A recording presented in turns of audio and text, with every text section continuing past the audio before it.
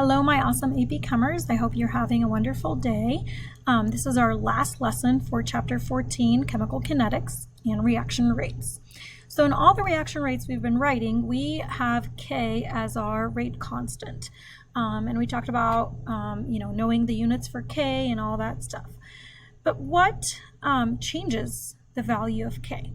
Well, two factors can affect the value for K: temperature and also the presence of a catalyst. So with temperature, that's going to affect K because the higher the temperature, the particles are going to be moving faster, and so you're going to have more collisions, and you're also going to have more of your collisions being effective, and so that's going to increase the value for K, even if your concentration does not change. The other factor that affects the value of K is the presence of a catalyst. So a catalyst lowers the activation energy, and so it makes the reactions go faster because more of your collisions become effective, and therefore you can reach that transition state faster and have a reaction. The Arrhenius equation kind of links all these factors together.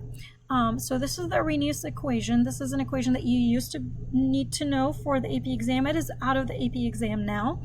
You just kind of need to know it qualitatively, which is really what we just talked about, that the factors that affect K are the presence of a catalyst and the temperature. But because you're going to take these notes hopefully to college, I do want to talk about this briefly.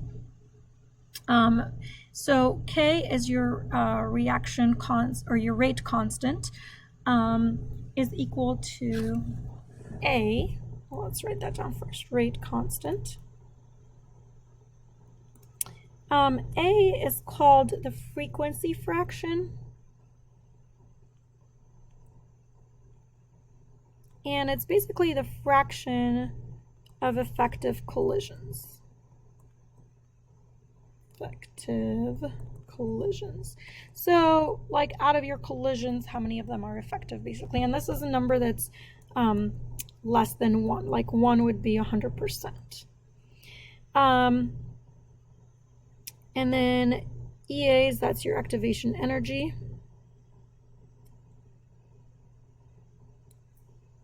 And then R is your gas constant. And then T is your temperature, of course. So you can use this equation to look at the factors that affect K. You can also, from this equation, get a derivation and get this equation right here. And this is like one of the most common labs in general chemistry, where you collect data and you graph it, and you graph ln of K versus 1 over T. So if you look at y equals mx plus b, this is your y, so you plot it on the natural log of K is your y, so you put it on the y-axis.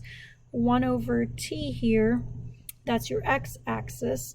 And if you were to graph this, you get a line, and the slope of that line is going to be negative EA over R, which is this portion right here. That's your M. That's your slope. And from the graph here, we can actually calculate what the activation energy is. So I just wanted you to have this in your notes, just so that you, when you go to college, you have it and you are aware of it. Calculations involving the Arrhenius equation are no longer on the AP exam.